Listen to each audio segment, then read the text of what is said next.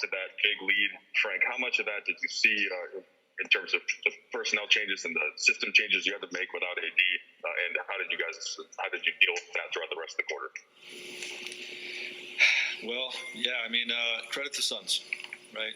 They came out and made, I think, their first 7 threes or 6 out of 7 threes or something like that. Crowder made 3.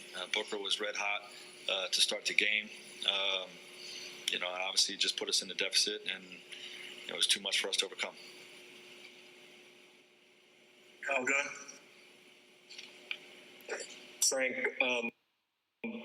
what do you think, or when do you think the team turned it on a little bit in the second half? What sparked it, do you think, and how much of it was with that, had to do with that small lineup that you went to with LeBron at center?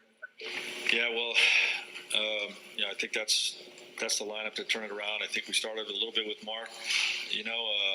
We just had to find a way to shut Booker's water off. The guy was just red hot, and we tried to take the ball out of his hands in every way that we're capable of, and we prepared with a lot of different double teams, and to do that, the best lineup out there is a small lineup where five smalls can basically rotate, or keep or Bron at the 5, can double and then full rotate around the horn, and we were able to generate some defensive stops, get us out on a break, and then there's offensive spacing benefit to that lineup as well. Had our best quarter in that third on both sides of the ball, but obviously we just fell short. And Wookie? Frank, I guess kind of a bigger picture question. Now that you're here, and kind of it feels like the end of a journey that started 2+ years ago, when you got hired. What was the message, I guess, to your group after you've been on this crazy road together and now can actually step back and exhale? Yeah, just, I don't want to divulge too much of what I said to our guys, but, basically that I'm proud of them. We've been through a lot. We had a lot to overcome, and, I was proud of them for fighting all the way, and, I was proud of them for fighting all the way to the end, and staying together throughout.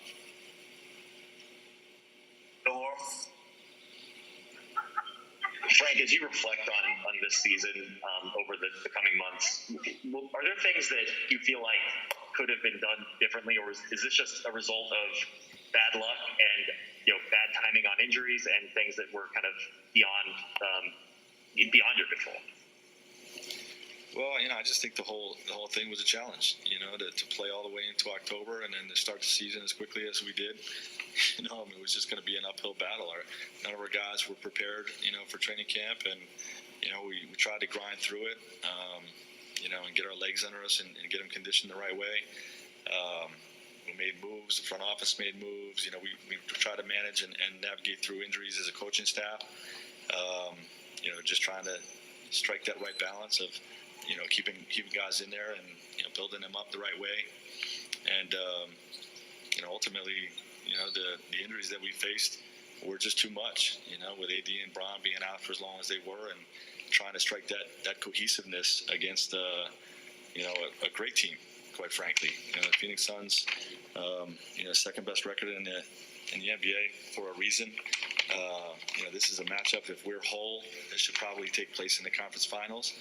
But obviously, the regular season was what it was with injuries, and we slipped. So, we have to take it in the first round. And, I would like to see what our group could have done against this team if we were at full strength. But we weren't. And, that's sports, and we just got to do the best we can, make the best of it. And like I said, I was proud of how our guys fought through the injuries. Hey, Frank, considering the championship credo of this organization and the back-to-back goal of this specific group, did you feel like you had a group, if things went the right way, would have been capable of reaching your goal? And what, outside of talking about the decisions that Rob has to make and all that, but what do you think has to happen to get back to that mountaintop next year? Well, what happens next and what I think needs to happen next will all be discussed over the coming weeks. But I do think we had a group that could repeat. this year had not been for the injuries. We're 21-6 when Anthony Davis goes down, and then Bron goes down shortly after that. It sort of, it basically derailed our run, and we did everything we can to fight through that, but ultimately it wasn't enough. Time for one last question, Rashawn Helock. Hey, Coach. You kind of touched on it a little bit earlier, but is it kind of tough to wrap your head around just how quickly this series changed? And is that sort of like a culmination of just what this season has been like for you? Yeah, that's the playoffs. Playoffs change in a heartbeat. Momentum changes overnight with one game, one shot, one possession, one injury. And, that's just the way the NBA playoffs are. But it's a disappointing feeling for sure. It's gut wrenching.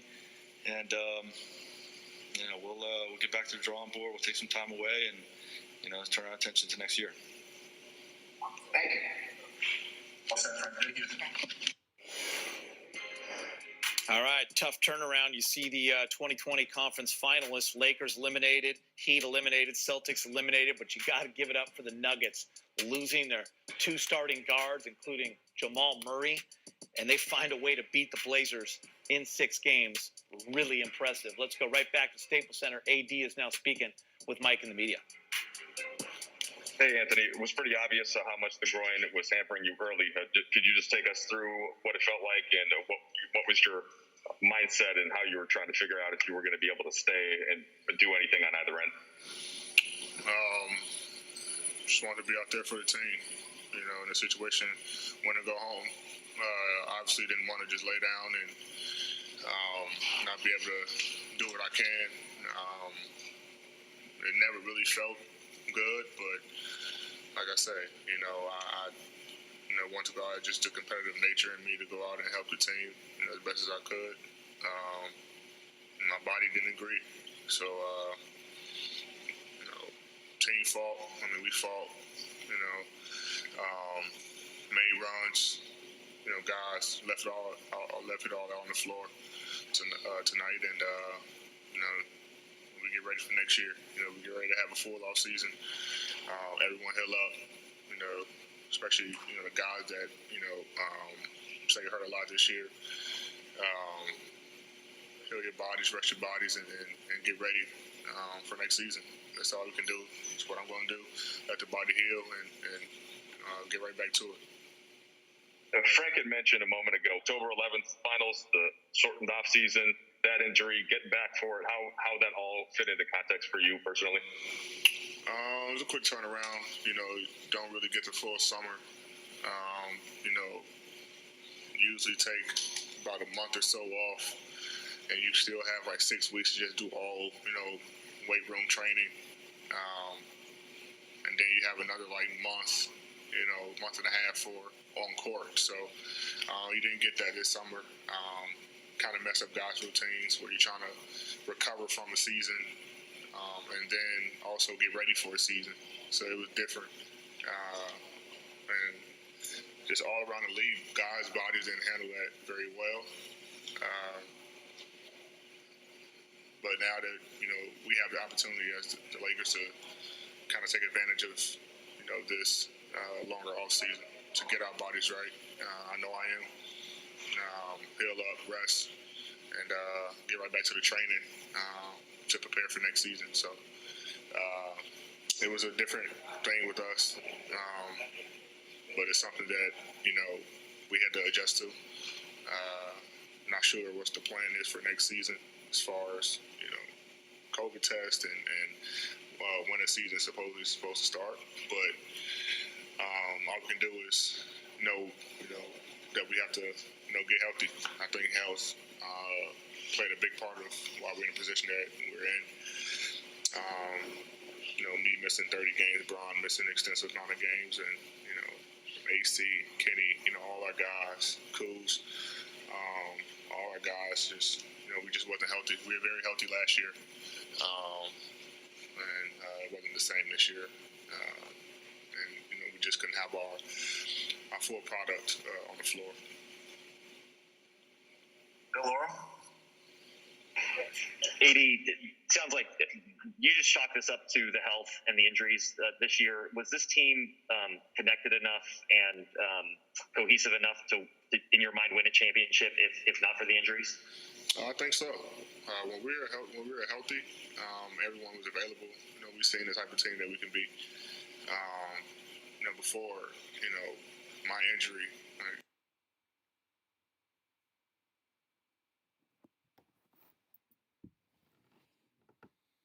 You know, we were 21-6, like Mike said. So we were rolling. We had the pieces.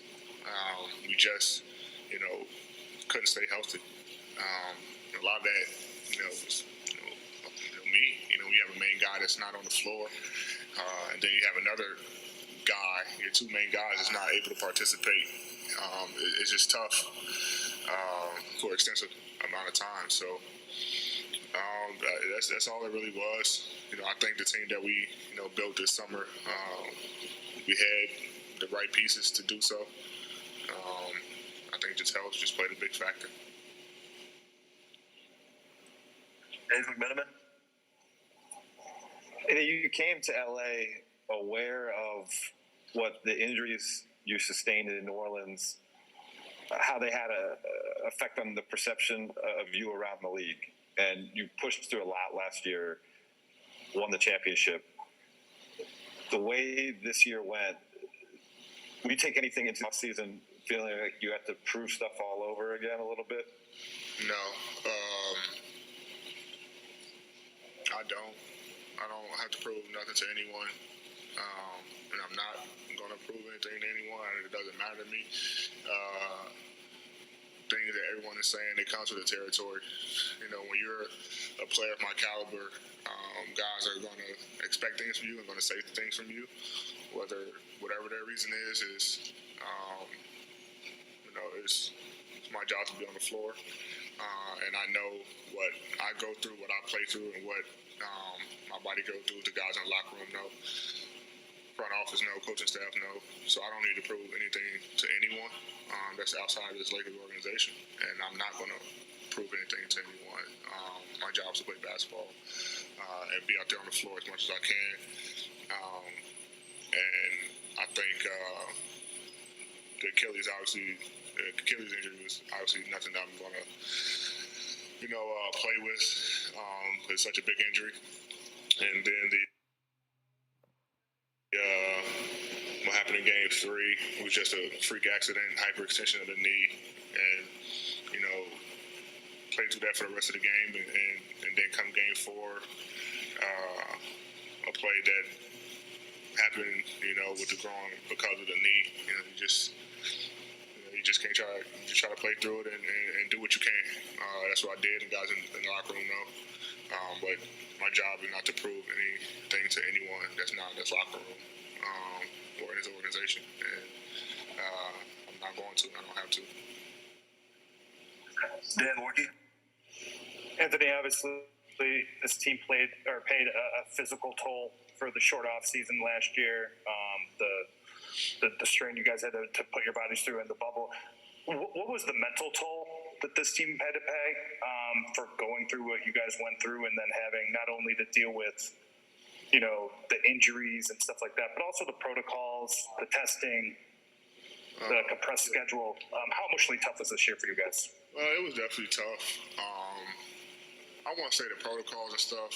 I think just not having our full team because of guys had COVID or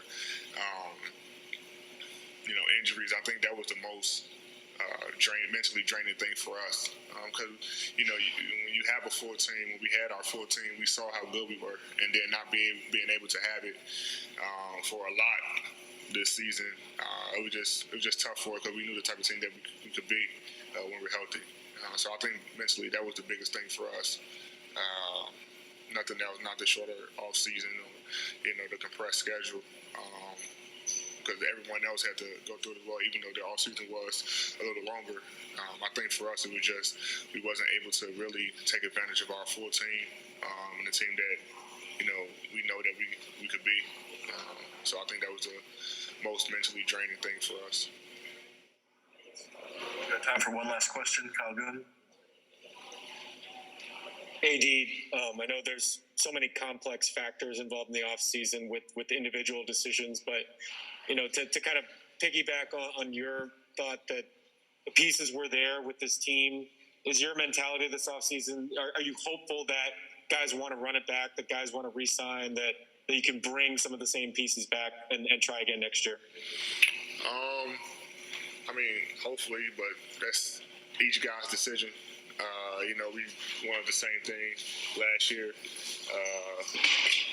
It don't work that way. Guys have to, look out for themselves and their families and do what they think is best for them. And we can do nothing but respect it. But like I say, most important, I want everybody to get healthy. A lot of guys played through a lot of injuries this year and have played through it.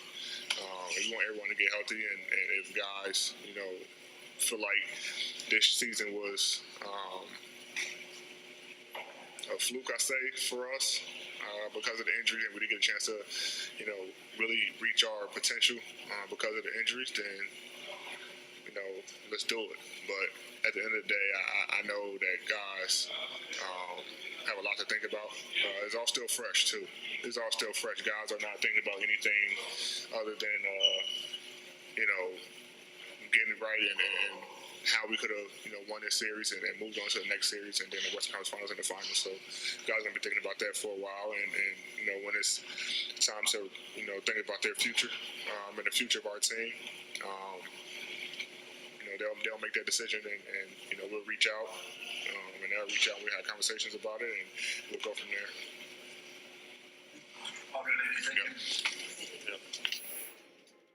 All right, guys, Anthony Davis, here's the timeline for this season. Of course, everyone remembers last season when the Lakers won a championship, but it started with a right calf strain in December. January, the adductor strain. January 28th, the quad. He's missing a game each time there. And then the right Achilles tendinosis, 2 games. And then the right calf against Denver. That hurt. 30 games. Then adductor again, then groin, which happened in this series. Bring in Brez. What do you got, Brez? Yeah, when you think of a champion, which you guys know plenty about, a lot of things have to go right to win that title. You definitely need skilled players, a good coaching staff, good support staff too, trainers, PR people, whatnot, and definitely some luck. So what is luck? Sometimes it's like a referee's call that goes your way that maybe shouldn't have gone your way. Maybe it's a crazy off-balance shot at the end of a game that gets you a huge playoff win. Or it's simply avoiding the injury bug. Look at LeBron and AD this season compared to last season, and it's not even close. I mean, look at this. Last year, AD missed 9 games, LeBron only 4. Check out this year. Keep that 37 for AD, including the one in the playoff game, 27 for LeBron. So you're talking they missed 13 games combined last season. Now you bump up to this season, you're talking about 64 games that they missed together. It's going to be hard to win at any level when your 2 superstars miss that much time together, guys. 64 games. 64. That's a lot of games for any player to miss, but particularly the 2 main ingredients. And then when you compound that with not having valid